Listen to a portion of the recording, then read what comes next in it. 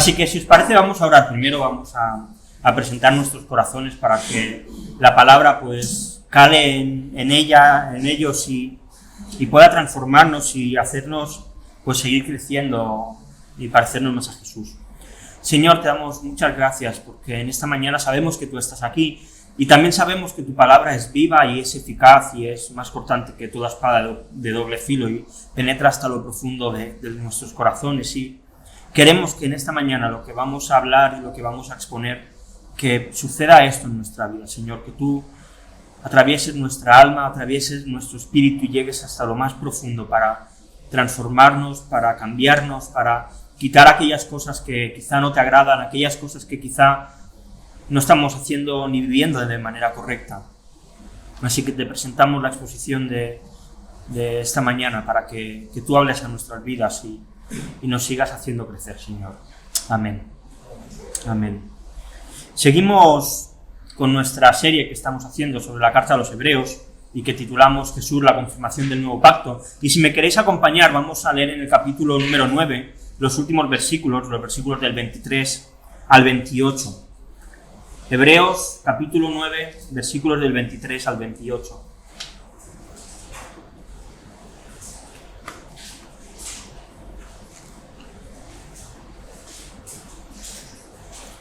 La verdad es que mientras lo buscáis, del capítulo 7 al capítulo 11, es decir, 7, 8, 9 y 10, el autor de Hebreos se enfoca en una idea básica, y que es lo que estamos viendo pues las semanas que hemos estado tratando estos capítulos, y es la idea de Jesús como sumo sacerdote. Y si él pone tanto énfasis como para dedicarle una tercera parte de toda la carta a hablar de esto, quiere decir que es algo importante y que es algo sobre lo cual tenemos que reflexionar, y hoy vamos a seguir haciéndolo, siempre con algunos matices diferentes y con algunas aplicaciones para nosotros pues quizá diferentes, pero sí que enfocados en Jesús como ese gran sumo sacerdote nuestro que ha ido delante del Padre. Dice así el texto, Hebreos 9, del 23 al 28. Fue pues necesario que las figuras de las cosas celestiales fuesen purificadas así, pero las cosas celestiales mismas con mejores sacrificios que estos. Porque no entró Cristo en el santuario hecho de mano, figura del verdadero, sino en el cielo mismo, para presentarse ahora por nosotros ante Dios. Y no para ofrecerse muchas veces, como entra el sumo sacerdote en el lugar santísimo cada año con sangre ajena. De otra manera le hubiera sido necesario padecer muchas veces desde el principio del mundo, pero ahora en la consumación de los siglos se presentó una vez para siempre por el sacrificio de sí mismo para quitar de en medio el pecado. Y de la misma manera que está establecido para los hombres que mueran una sola vez y después de esto el juicio, así también Cristo fue ofrecido una sola vez para llevar los pecados de muchos, y aparecerá una segunda vez sin relación con el pecado para salvar a los que le esperan. Amén. A través de este texto en esta mañana me gustaría ver que viésemos a Jesús como una puerta a la cual podemos atravesar, y a través de él vamos a ver la purificación que encontramos a través de Jesús, vamos a ver el sacrificio que encontramos a través de Jesús y vamos a ver también el juicio que aparece por medio de Jesús. Y empecemos hablando acerca de la purificación por medio de Jesús. Como decía, el autor de la carta dedica casi 4 capítulos enteros a presentar a Jesús como el sumo sacerdote que ha entrado en el lugar santísimo, que ha entrado en el cielo. Así que es un tema importante. La semana pasada, cuando hablamos de los versículos anteriores, se nos presentaba que la sangre era el elemento necesario para que pudiese haber purificación. Y tal y como hizo Moisés en el desierto, cuando Dios le da la ley, coge pues la sangre y empieza a rociarla sobre el pueblo, a rociarla sobre el tabernáculo, y así dice la primera parte del versículo 23. Dice, fue pues necesario que las figuras de las cosas celestiales fuesen purificadas así. Recordemos, Dios a Moisés le da, no sabemos si una visión o de qué manera, pero le dice cómo tiene que construir el tabernáculo. Y Moisés construye el tabernáculo de esta manera y tenía que rociarlo con sangre de animales para poder purificarlo. Y esto creo que sí que nos habla algo importante acerca de Dios. Nos habla de que Dios es un Dios al que le importa la pureza. Que Dios es un Dios que no es un capricho suyo el hecho de que Moisés tuviese que rociar todo con sangre, sino que era algo necesario por la naturaleza propia de Dios mismo. Y creo que esto es algo que podemos olvidar demasiado a menudo. Y es que el Evangelio es algo maravilloso. En el Evangelio encontramos cómo Dios muestra su amor por el ser humano entregando a su Hijo. En el Evangelio encontramos una misericordia enorme. El Evangelio está lleno de gracia. Pero a veces, si nos quedamos solo con las partes bonitas del Evangelio, podemos llegar a desdibujar a Dios. Dejadme leer lo que un hombre llamado Greg Gilbert hace una sátira en uno de sus libros acerca de quién es Dios. Dice: permitidme que os presente a Dios, y pone a Dios con una D minúscula, para que tengamos claro que no está describiendo al Dios de la Biblia. Dice: tal vez deberíais bajar un poco la voz antes de entrar. Quizá está durmiendo ahora. Es mayor, ¿sabes? Y no entiende ni le gusta mucho este mundo moderno en el que vivimos. Su época dorada, de la cual habla cuando se emociona, fue hace mucho tiempo, antes incluso de que la mayoría de nosotros hubiésemos nacido. Era una época en la que a la gente le importaba lo que él pensaba acerca de las cosas, y le consideraban muy importante en sus vidas. Por supuesto, todo eso ha cambiado, y Dios, pobrecito, nunca se adaptó demasiado bien. La vida siguió y le pasó de largo. Ahora, él pasa la mayor parte de su tiempo en el jardín. A veces voy a verlo y nos quedamos ahí hasta tarde, caminando y conversando suavemente y tiernamente entre las rosas. Aún así parece que mucha gente le sigue queriendo. Al menos consigue mantener su popularidad bastante alta. Te sorprendería saber cuántas gentes van de vez en cuando a visitarle y a pedirle cosas. Y por supuesto a él todo esto le parece bien. Él está ahí para ayudar. Menos mal que toda la amargura que lees a veces en sus viejos libros, en la Biblia esa, ya sabes, como cuando hizo que la tierra se tragara a la gente o cuando envió fuego del cielo a las ciudades, esa clase de cosas, parece que ya ha desaparecido ahora que ya es un hombre mayor. Ahora solamente es un buen amigo que no necesita de mucha atención. Con él es fácil hablar, especialmente porque casi nunca responde, y cuando lo hace, normalmente es para decirme algo a través de alguna extraña señal, que está de acuerdo con lo que yo quiero hacer. Este es el mejor amigo que se puede tener, ¿verdad? Pero, ¿sabes lo mejor acerca de él? No me juzga. Nunca. Claro, sé que en lo profundo de su ser a él le gustaría que yo fuese mejor persona, que fuese más amoroso, que fuese menos egoísta y todo eso. Pero Dios es realista. Sabe que soy humano y que nadie es perfecto. Estoy completamente seguro de que está de acuerdo con esto. Aparte, su trabajo es perdonar a las personas. Es lo que él hace. Al fin y al cabo, él es amor, ¿no? Y me gusta pensar en el amor como nunca juzgar, solo perdonar. Ese es el Dios que yo conozco, y no podría ser de otra manera. Está bien, ya podemos entrar. No te preocupes, no nos quedaremos mucho rato. En serio, él agradece que le podamos dedicar un poquito de nuestro tiempo. Esta es la sátira que Greg Gilbert hace de Dios, de la visión que hoy se tiene de Dios, y es verdad, el Evangelio es maravilloso. Pero un evangelio mal enfocado nos puede llevar a que desdibujemos a Dios y lo convirtamos en un señor regordete que apetece abrazar, pero que no demanda nada de nosotros. Y esto es un problema, y es un problema grave, porque Dios le dijo a Moisés: tienes que rociar todo con sangre y todo lo tienes que purificar, porque yo, Dios, soy santo. Y si yo soy santo, lo que hay cerca mío tiene que ser santo. No puede haber nada sucio que se acerque a Dios. Él es puro y nada impuro se puede acercar a Él. Él es perfecto y no hay nada imperfecto que pueda acercarse a Dios.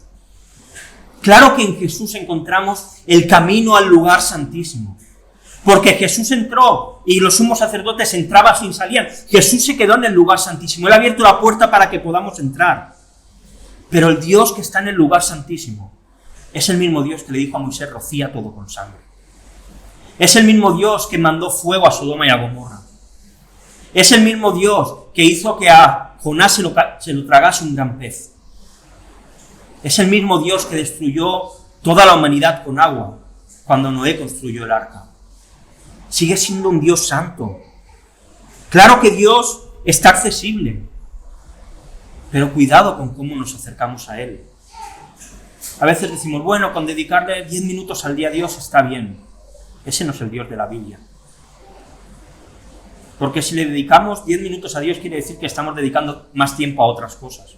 Y por lo tanto nuestro Dios no es el de la Biblia, es el resto de cosas. Cuidado con la manera y con la actitud con la que nos acercamos a Dios, Dios es un Dios santo. Dios es un Dios que demanda pureza. Porque todo lo que se acerque a Él tiene que ser purificado. Ahora bien, si lo terrenal tenía que ser purificado, ¿qué pasa con las cosas celestiales? Dice el texto, pero las cosas celestiales mismas, con mejores sacrificios que estos. ¿Necesitan las cosas que hay en el cielo ser purificadas de alguna manera cuando no han sido contaminadas de ninguna manera por el pecado? Porque están allí. La realidad es que no. Mírate, el comentarista Simon Kistemaker dice lo siguiente sobre esto. Dice, el verdadero santuario, dice el escritor de Hebreos, es el cielo mismo. Y el cielo es el lugar donde Dios y su pueblo moran juntos. Es el lugar donde el pueblo de Dios les sirve ofreciéndose a sí mismos como sacrificio vivo. Pero entonces, ¿por qué el escritor dice que las cosas celestiales tenían que ser purificadas? El cielo llegó a ser un santuario para el pueblo de Dios solamente cuando la sangre de Cristo fue vertida por ellos, por nosotros. La sangre de Cristo vino a ser, dice este comentarista, entonces, el fundamento de su entrada al cielo. Por tanto, aunque no era necesario que nada fuese purificado en el cielo, sí que era necesario que la sangre de Cristo fuese derramada para que nuestros pecados fuesen perdonados, para que nuestros sacrificios pudiesen ser presentados delante de Dios. El cielo es un lugar inalcanzable para nosotros. No podemos llegar porque nuestro pecado es una barrera, se pone como una montaña imposible de escalar para nosotros. Pero la sangre de Jesús hace que sí que podamos acceder al mismo cielo, al mismo trono de Dios, donde nos podemos acercar confiadamente, donde hay gracia abundante, donde hay socorro necesario para nuestra alma. Así que estés como estés, no te acerques a Dios por medio de tus fuerzas, acércate por medio de Jesús, porque Él ha derramado su sangre para que podamos acceder. Por eso cuando oramos decimos en el nombre de Jesús, porque es por su nombre, es porque Él es nuestro mediador, que nosotros nos podemos acercar. Y esto nos lleva al segundo punto que quiero ver en esta mañana, el sacrificio por medio de Jesús. El sacrificio por medio del cual Él ha hecho la purificación para que nosotros podamos acceder. Dice el versículo 24, porque no entró Cristo en el santuario hecho de mano, figura del verdadero, sino en el cielo mismo para presentarse ahora por nosotros ante Dios. Cristo no entra en el tabernáculo de Jerusalén y se ofrece allí como una ofrenda. Él no podía hacer eso porque, como ya sabemos, Él viene de la tribu de Judá y solamente los de la tribu de Leví podían acceder. Y creo que esto también tiene que ayudar a nosotros a relativizar y entender realmente qué es la iglesia. La iglesia no es este local donde nos reunimos. Estos son 4 paredes y nada más. La iglesia es un cuerpo formado por personas que han sido lavadas por la sangre de Cristo y que han sido rescatadas del infierno al cual teníamos que ir y que se reúnen en un local.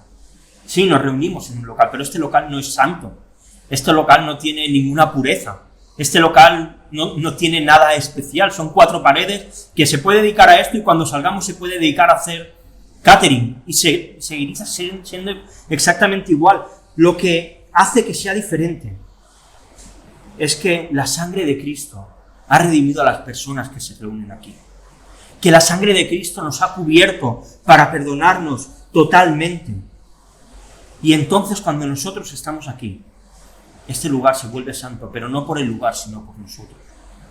Porque Dios nos ha rescatado. Así que Jesús entró en el mismo cielo para ir ante Dios y lo hizo en nuestro nombre. Jesús llegó al cielo y dijo, vengo aquí en el nombre de Elena, vengo aquí en el nombre de Carlos, vengo aquí en el nombre de Max, y así con cada uno de nuestros nombres. Llegó ante el Padre para decir que iba en nuestro nombre, porque Él era perfecto y nosotros no. Para salir en nuestra defensa, como nuestro abogado cuando Satanás acusa, como nuestro intercesor cuando intercede delante del Padre por nosotros. Nuestro nombre tiene un lugar importante en el cielo, porque Cristo ha ido al Padre como si nosotros hubiésemos ido delante de Él. Y ahora nosotros somos aceptados en el cielo, porque Cristo fue en nuestro nombre, como nuestro representante. Y sabemos que cuando muramos o venga el Señor, ese será nuestro destino. Y esto es algo realmente maravilloso. Pero la entrada de Cristo al cielo en nuestro nombre es diferente a lo que hacían aquellos sumos sacerdotes en el tabernáculo. Dice los versículos 25 y 26, y no para ofrecerse muchas veces, como entra el sumo sacerdote en el lugar santísimo cada año, con sangre ajena. De otra manera le hubiera sido necesario padecer muchas veces desde el principio del mundo. Pero ahora, en la consumación de los siglos, se presentó una vez para siempre, por el sacrificio de sí mismo, para quitar de en medio el pecado. Aquí encontramos la clave. Cuando Jesús entra al lugar santísimo, no entra con la sangre de un animal, no entra ni siquiera con la sangre de otra persona, o incluso, no lo sabemos, pero si los ángeles tuviesen sangre, no entra con la sangre de un ángel que está adorando a Dios. Su sangre es el énfasis, es la pieza clave para montar todo el puzzle. Sin la sangre de Cristo, nada tiene sentido. Es la diferencia entre el sacrificio que Él hace y cualquier otro sacrificio que se ha podido hacer a lo largo de la historia. Y esto responde a una de las preguntas históricas del cristianismo. ¿Realmente era necesario que Jesús muriese en una cruz de una manera tan cruel? ¿Realmente era necesario que Jesús tuviese que pasar por todo lo que pasó? ¿No hubiese sido suficiente con que a Jesús le hubiese dado un ataque al corazón? ¿No hubiese sido suficiente con que Jesús hubiese llegado anciano y hubiese muerto? ¿No hubiese sido suficiente con que hubiese nacido en Estados Unidos en 1990 y lo hubiesen matado en la silla eléctrica? Al final era el Hijo de Dios viniendo a hacerse un humano y muriendo. Pero no, sin derramamiento de la propia sangre del Hijo de Dios, el sacrificio no hubiese valido de nada. Si Jesús no derramaba su sangre, todo lo demás no hubiese servido. Si imaginemos por un momento, durante toda la historia de la humanidad, el Hijo, la segunda persona de la Trinidad, se hubiese encarnado cada 100 años y hubiese muerto de manera diferente, pero sin sangre, todo su sufrimiento no hubiese valido de nada. Hubiese sido un sacrificio insuficiente para el Padre. Hubiese tenido que morir una vez, y otra vez, y otra vez, y otra vez, y no hubiese servido para absolutamente de nada. El nuevo pacto se tenía que firmar con la sangre preciosa de Jesús, con sangre humana, pero con sangre inocente. Así que, sí, Jesús iba a cumplir todo el ritual completo de expiación por cada uno de nosotros. El ritual que nosotros tendríamos que haber hecho para poder ser perdonados. Jesús lo cumplió completamente. En la cruz, Jesús era el sumo sacerdote que iba literalmente a matar un cordero. Y en la cruz, Jesús también era el cordero que iba a morir y que iba a derramar su sangre. El cordero iba a ser muerto en la cruz. Iba a hacer que algo que solamente Adán y Eva pudieron experimentar, una completa armonía entre el ser humano y Dios, ahora nosotros también podamos tenerla al poner nuestra fe en Él. La relación rota con Dios se ha restablecido. Podemos tener comunión plena y completa con Dios cada día de nuestra vida, sin tener que ir a ningún tabernáculo. En nuestra casa, cuando conducimos, cuando caminamos, cuando hagamos lo que hagamos, podemos acercarnos a Dios, porque el sacrificio de Jesús ha cambiado la historia de toda la humanidad. El justo se entregó por el injusto. El bueno se entregó por los malos. Y la verdad es que esto tiene que hacernos reflexionar en cómo vivimos nuestra vida. Porque si esto es real, si esto es lo que realmente creemos, nuestra vida tiene que ser consecuente a eso. No puede ser diferente. Creo que a ninguno de nosotros que estamos hoy aquí, nos pueden acusar de ser infieles a Dios, al menos en cuanto a lo que es venir a la iglesia.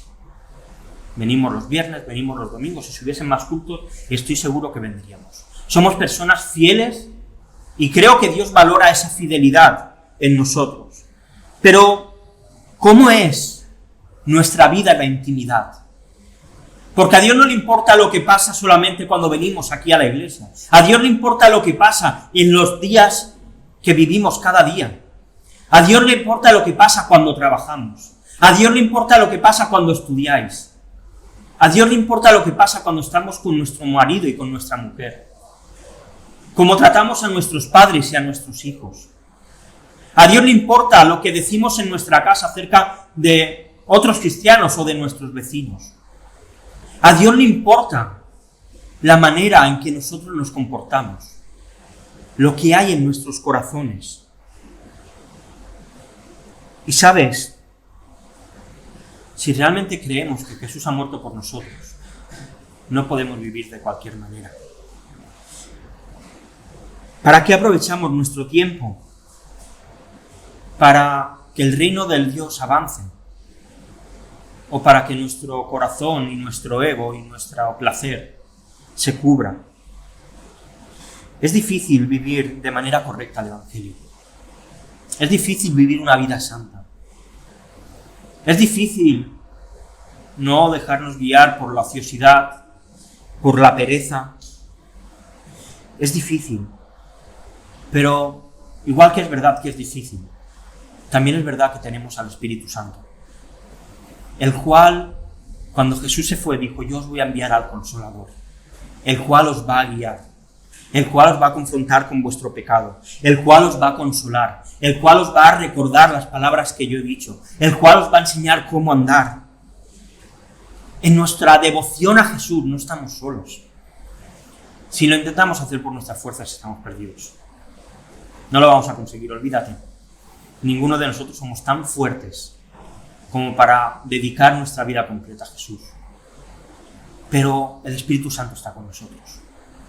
Y cuando dependemos de su poder, cuando dependemos de su fuerza, cuando dependemos de su guía, entonces el éxito está asegurado. Dejémonos guiar por el Espíritu en nuestra vida, en nuestro día a día, en cada cosa de la que hagamos. Y también, digámosle, enséñame los pecados que me son ocultos para poder arrepentirme de ellos. Acerquémonos, dejémonos guiar por el Espíritu Santo. Cuando nos levantemos, digámosle: ayúdame hoy en las tentaciones, en el trabajo, en la clase, con mi marido, con mis hijos, con mis padres, con mis compañeros de trabajo, con lo que sea. Pero pidámosle que nos ayude. Porque por medio del sacrificio de Jesús, el Espíritu Santo también está en nosotros y podemos disfrutar de Él y vivir con Él en completa plenitud. Hemos visto la purificación por medio de Jesús, hemos visto el sacrificio por medio de Jesús, y veamos los últimos versículos para hablar del juicio también por medio de Jesús. Versículo 27 y la primera parte del 28 dice: y de la manera que está establecido para los hombres que mueran una sola vez, y después de esto el juicio, así también Cristo fue ofrecido una sola vez para llevar los pecados de muchos. Lo primero que vemos en estos dos versículos es que la muerte es algo que nadie puede escapar de ella. A todos nos espera la muerte al final de nuestra vida. A uno les llegará antes y a otros les llegará después. Dios ha decretado, por culpa del pecado, que el ser humano tiene que morir. 70, 80, 90 años, pero nuestro fin está ahí. Y esto choca frontalmente con todas estas ideas de las religiones orientales, de la reencarnación y de todo esto. Esto no es real. Todos vamos a morir. Y Dios ha decretado que después de que muramos, seremos juzgados. Cada persona en la tierra, cuando muera, va a ser juzgada. Mucha gente cree que va a ser juzgado por las cosas buenas que ha hecho. ¿Verdad? Dios, cuando nos juzgue, verá todas las cosas buenas que hemos hecho y nos dirá: muy bien, campeón, has hecho un buen trabajo. Y cuando hablamos con alguien que quizá no es creyente, ¿no?, le llegamos a este punto, muchas veces dicen: no, pero si yo soy muy buena persona, yo hago esto bien, me preocupo por la gente, intento no hacer mal a nadie, doy dinero a ONGs, hago un montón de cosas. Pero la realidad es que en el juicio no va de las cosas que hemos hecho bien. Y cuando hablamos con una persona y nos lleva a esta situación y dice, no, mira, es que yo soy bueno, hay algo que podemos hacer. Y es ir a los 10 mandamientos. Los 10 mandamientos más o menos a todo el mundo les suena. Quizá la gente no los conoce, pero sí les suena. Y si los vamos repasando uno por uno. El primero dice que debemos amar a Dios por encima de todas las cosas. Y creo que si somos sinceros, ni los que estamos aquí, ni los que están fuera, cumplimos este mandamiento todos los minutos de nuestra vida. Muchas veces ponemos otras cosas por delante de Dios. Así que primer mandamiento, fallado. El segundo dice, no tendremos dioses ajenos delante de Dios. Si analizamos a qué dedicamos nuestro tiempo, a dónde dedicamos nuestro dinero y dónde dedicamos nuestro esfuerzo, encontraremos cuál es nuestro Dios. Y también estoy bastante seguro en que si nos analizamos nos daremos cuenta que hay otros dioses que muchas veces se ponen por delante del Dios de la Biblia. Quizá la familia, quizá una carrera laboral, quizá los estudios, quizá el dinero, quizá el ocio, no lo sé, hay un montón. Pero creo que el segundo tampoco lo cumplimos, 2 de 2 fallados. El tercero dice, no tomarás el nombre de Dios en vano. Y raro será que la persona con la que estemos hablando, le estemos acompañando en revisar, nunca haya pronunciado a Dios con alguna blasfemia, con alguna palabrota o con alguna cosa peor. Pero es que nosotros incluso, ¿cuántas veces quizá utilizamos el nombre de Dios de una manera incorrecta? Y lo usamos quizá para nuestro beneficio, para ponerlo como excusa. No lo sé, quizá el tercero también lo fallemos. El cuarto, santificar el día de reposo. Si no es creyente, obviamente no lo va a santificar. Eso está claro. Pero ¿cuántas veces nosotros tampoco lo hacemos? ¿Cuántas veces pasamos 7 días, una semana entera, y no paramos para santificar al menos un día para el Señor? Y no tiene por qué ser el domingo. Normalmente sería lo lógico, ¿verdad? Si no trabajamos y venimos a la iglesia, es como el día que tiene más lógica que lo dediquemos al Señor, que lo dediquemos a estar con la familia. Pero ¿cuántas veces ni siquiera un día a la semana somos capaces de santificarlo y apartarlo para Dios? El quinto, honra a tu padre y a tu madre. ¿Quién no ha hablado alguna vez mal de su padre o de su madre? ¿Quién no lo ha criticado alguna vez a su padre o a su madre? Honras a tu padre y a tu madre no quiere decir que ellos siempre hagan todo bien. Quiere decir que cuando se equivocan, tú no los vas a criticar, sino que nos vamos a callar la boca y les vamos a honrar y les vamos a respetar. Y si tenemos que ir a ellos, les diremos, oye, esto que estás haciendo quizá no está bien. Pero no airearemos las cosas malas que hacen ellos. Hoy en día los padres están muy mal vistos en esta sociedad. Así que el quinto tampoco lo pasaría. El sexto, no matarás. Creo y espero que nadie haya cometido aquí ningún asesinato. Pero Jesús dijo, si tú criticas a otro, si llamas idiota a otro, lo estás matando, eres culpable de asesinato. ¿Y quién no ha criticado nunca a otra persona? ¿Quién en su corazón no ha pensado mal o le ha insultado a otra persona? Creo que este tampoco lo cumpliríamos. El séptimo, no cometerás adulterio. Y lo mismo, espero que ninguno de nosotros hayamos caído en este pecado, y creo que es así. Pero Jesús también dice, el que mira a una mujer y la codicia en su corazón y tiene hacia ella una atracción sexual. Jesús dijo mujer, pero esto también tiene que ver con la mirada hacia un hombre. Ya ha adulterado con ella en su corazón. Cuando vemos cualquier película en que salen desnudos, en las que hay relaciones sexuales, imágenes pornográficas, eso es adulterio. Así que este tampoco lo pasamos, porque cualquier película que veamos encontramos fácilmente cualquier imagen de estas. El octavo, no robarás. Ninguno, seguro que hemos robado nunca un banco. Pero seguro que en nuestra vida, alguna vez, aunque sea cuando éramos niños, han dado un cambio mal y hemos dicho, uy, pues un poquito más de dinero. O se nos ha caído algo que era de otro en el bolsillo, en el colegio, y nos lo hemos llevado.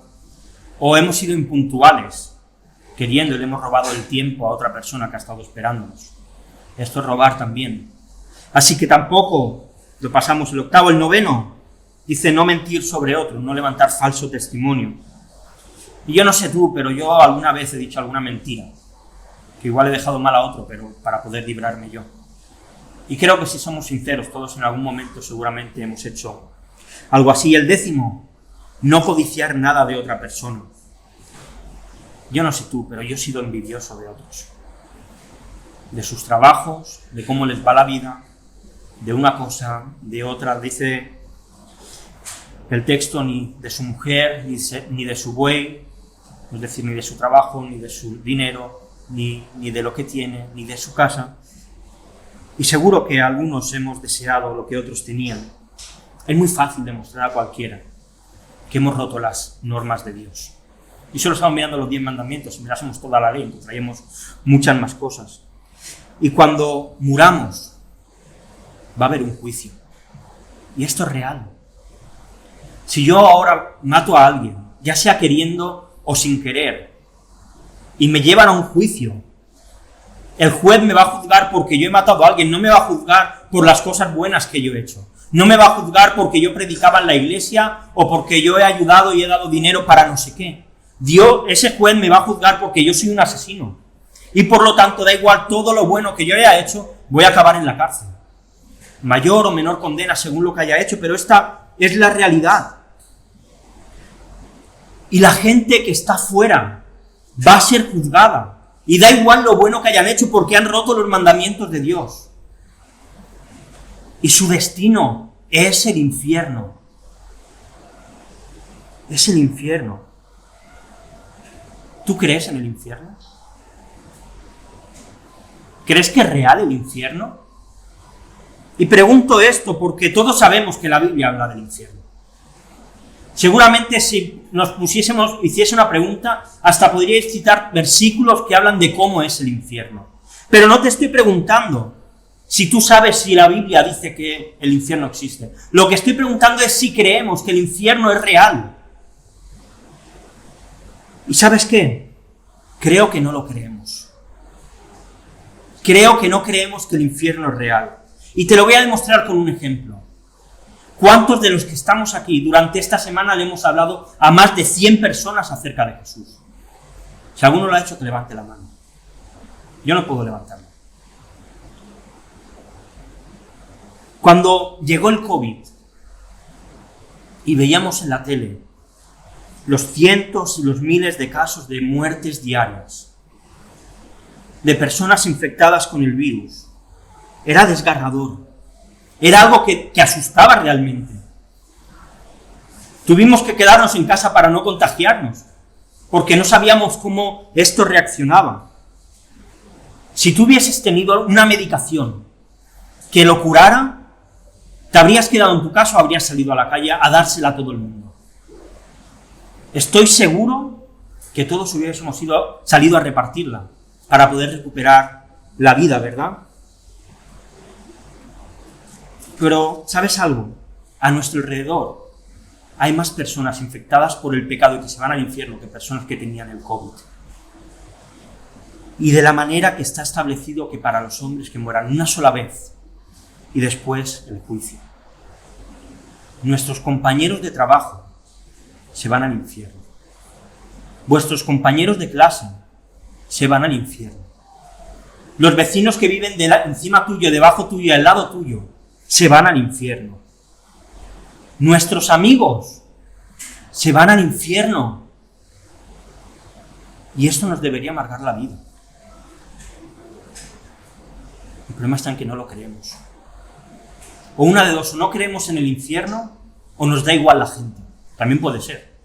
Y nos da igual que todos se pierdan. El infierno es real y los que nos rodean van allí de cabeza. Se van a perder. No van a ir al cielo. Y ¿sabéis lo peor de todo? Nosotros tenemos el remedio. Dice el versículo 28, así también Cristo fue ofrecido una sola vez para llevar los pecados de muchos. Cristo es el remedio que la gente que está a nuestro alrededor necesita. Cristo es el antídoto que ellos necesitan para no irse al infierno. La gente se está muriendo y nosotros nos callamos. Y nosotros decimos, ¿qué pensarán de mí? ¿Y si me dejan de lado? ¿Pero que se van al infierno? ¿Qué? ¿No nos damos cuenta de lo grave de la situación? La Biblia nos dice, cuando aprobéis un examen en el instituto va a haber una fiesta en el cielo. La Biblia nos dice, cuando consigas un mejor trabajo o un aumento salarial, en el cielo va a haber una gran fiesta.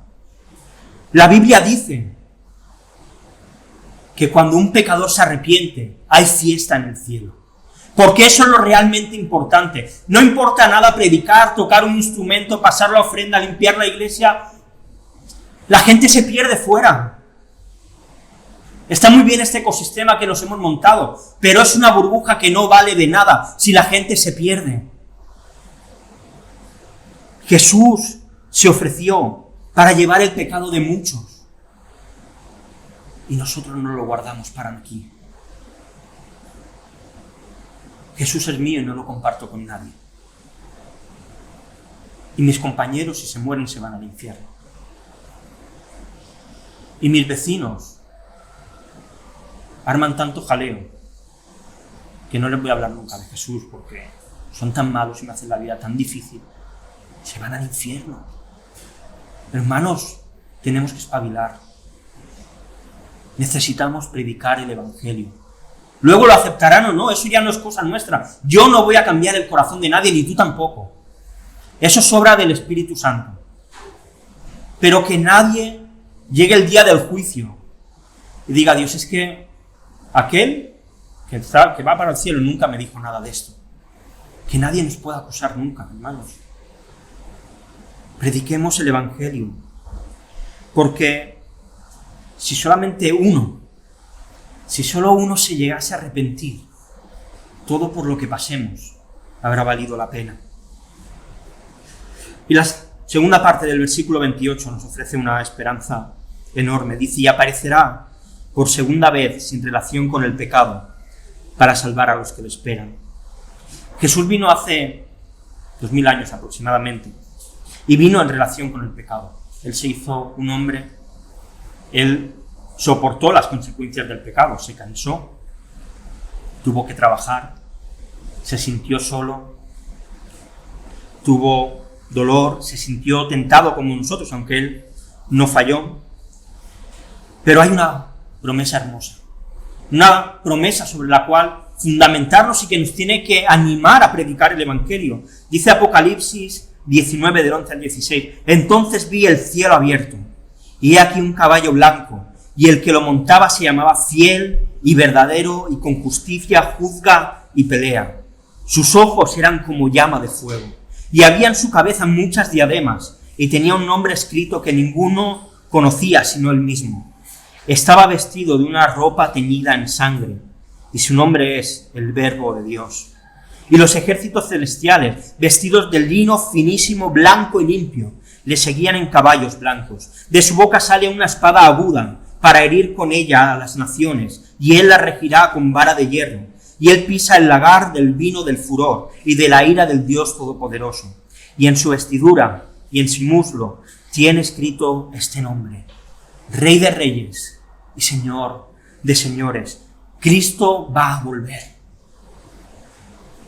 Jesús va a volver. Podemos pensar diferente en cómo va a suceder.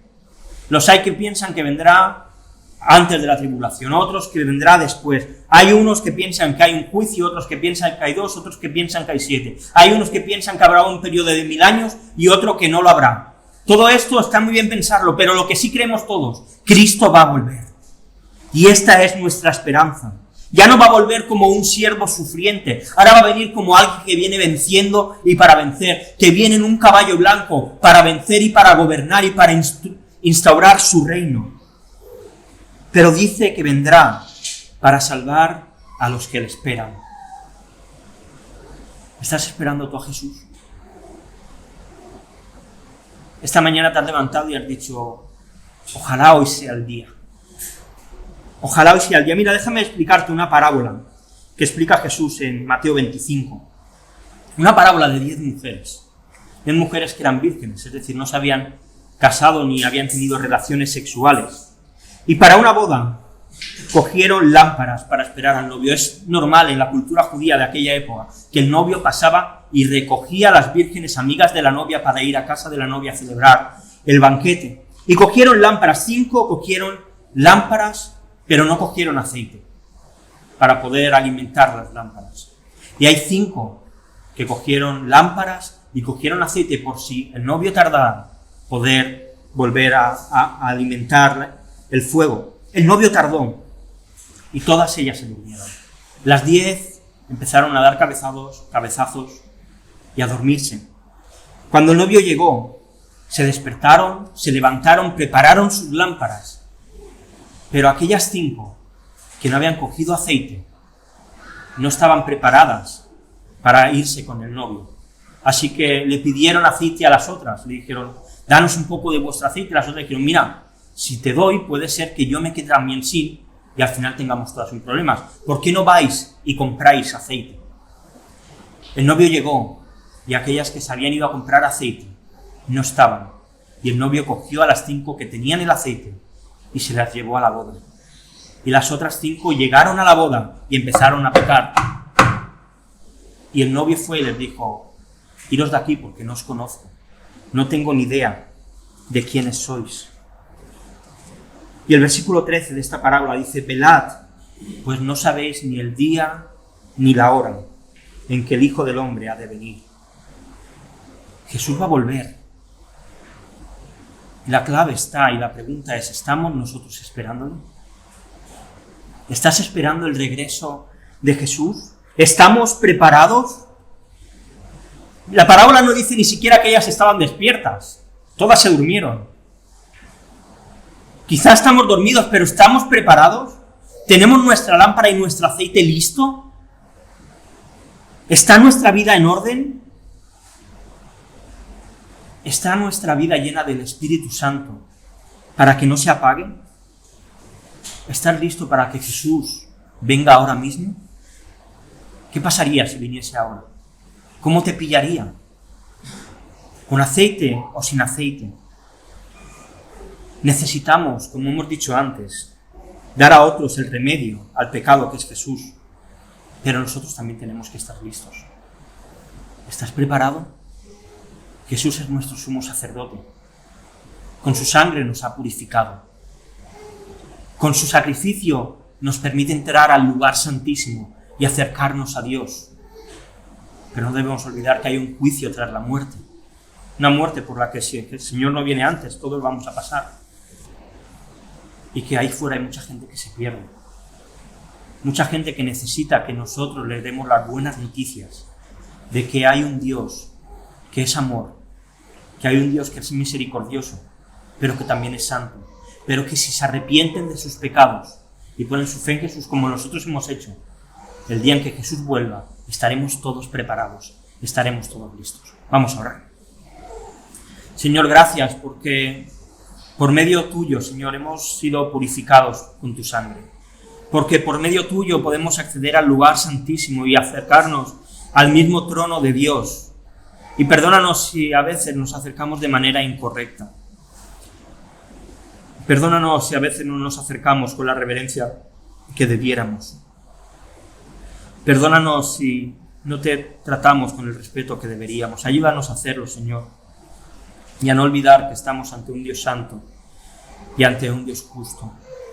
Y Señor, en esta mañana queremos agradecerte que podamos acercarnos a ti. Agradecerte que te podamos hablar. Agradecerte que podamos acercarnos al trono de la gracia con nuestros problemas, con nuestras debilidades y saber que allí hay auxilio. Y Señor, gracias porque tú vas a volver. Y deseamos que llegue el día en que miremos al cielo y llegues tú en ese caballo blanco y vengas para vencer y para instaurar tu reino, Señor. Pero antes de ese momento, ayúdanos a ser valientes y a predicar el Evangelio, Señor. A sentir dolor por la gente que se pierde. A sentir dolor por la gente que nos rodea y que no te conoce. Señor, darnos amor y carga por las personas para predicar el Evangelio. Y en esta mañana glorifícate y Señor, pon en nosotros el deseo de verte pronto, el deseo de que vuelvas, Señor. Amén.